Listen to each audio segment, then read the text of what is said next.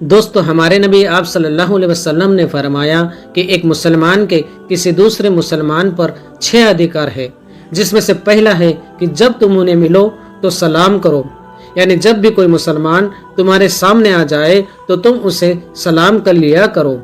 ایسا نہیں کہ پہلے انتظار کرے کہ سامنے والا تم کو سلام کرے گا، کیونکہ پہلے جو سلام کرتا ہے وہ تکبر سے پاک ہوتا ہے اور اللہ کے نزدیک بھی ہوتا ہے، اور اس کو نیکیاں بھی زیادہ ملتی ہے اور اس کے اندر کا تکبر بھی جاتا رہتا ہے۔ یہاں تک آتا ہے کہ جب 2 مسلمان راستے میں چلتے ہو تو بیچ کے اندر کوئی پیڑ آ جائے اور ایک مسلمان اس کے دائیں طرف سے نکلے اور دوسرا بائیں طرف سے، تو دونوں میں اتنی دیر کا جو فاصلہ ہو گیا، تو اس پیڑ کے جانے کے بعد پھر جب وہ دوبارہ ملے تو آپس میں ایک دوسرے کو سلام کرے۔ تو ہمیں جب بھی کوئی مسلمان ملے تو اس سے سلام کرے، اور جب اپنے گھر میں جائے تو سلام کی عادت ڈالے، کیونکہ جب تم اپنے گھر میں جاؤ گے اور سلام کرو گے تو تمہیں دیکھ کر تمہارے بچے بھی سلام کریں گے اور اس گھر کے اندر برکت بھی ہوگی۔ اور نمبر 2 دوسرا ہے کہ اگر وہ تمہیں دعوت دے تو دعوت قبول کرو۔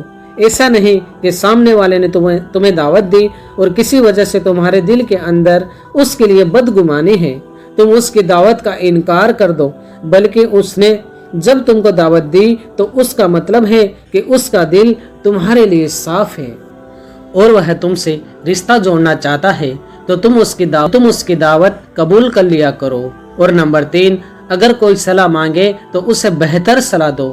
ایسا نہیں کہ کوئی کسی مشکل میں ہے، تمہارے پاس آیا تمہارا مشورہ لینے کے لیے، تو تم نے اسے الٹا سیدھا راستہ بتایا، کیونکہ وہ تمہیں عقل مند سمجھتا ہے اور تمہیں ایک بہتر انسان سمجھتا ہے، اس لیے وہ سامنے سے چل کر تمہاری صلاح لینے کے لیے آیا ہے۔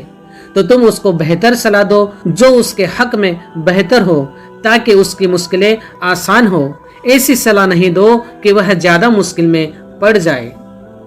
اور نمبر 4 اگر وہ چھینکے اور الحمدللہ کہے تو تم بھی اس کے بعد یرحمک اللہ کہو، یعنی چھینکنے پر کوئی الحمدللہ کہے اور تم کو سنا تو تم کو یرحمک اللہ کہنا ہے۔ نمبر 5 وہ بیمار ہو جائے تو اس کی عیادت کرو، یعنی جب وہ بیمار ہو جائے تو اس کا ساتھ دو، اس سے مل کر آؤ اور جتنا ہو سکے اس کی ہر طریقے سے مدد کرو۔ اس سے اس کا دل بھی تمہارے لیے نرم ہو جائے گا اور وہ تمہیں ایک بہتر انسان سمجھے گا۔ یہ دین کا حصہ بھی ہے تو ثواب تو ملنے والا ہی ہے۔ اور نمبر 6 اگر اس کا انتقال ہو جائے تو تم اس کے جنازے میں شریک رہو۔ ہر مسلمان کو چاہیے کہ جہاں تک ہو سکے دوسرے مسلمان کے جنازے میں جائے اور اس کے گھر والوں کو بھی صبر دلوانے کی کوشش کرے، اور جب آپ جنازے میں شریک ہوں گے تو اپنی موت کو بھی یاد کریں تاکہ آخرت کی فکر ہو۔ تو یہ 6 باتیں یاد رکھیں اور ان پر عمل کرنے کی کوشش کریں اور دوسروں تک بھی ان 6 باتوں کو پہنچائیں۔ دین کی ایک بات بھی دوسرے تک پہنچانا صدقہ جاریہ ہے۔ دین کی بات آگے سے آگے پھیلتی رہے گی تو اس کا ثواب تمہارے پاس بھی آتا رہے گا۔ السلام علیکم۔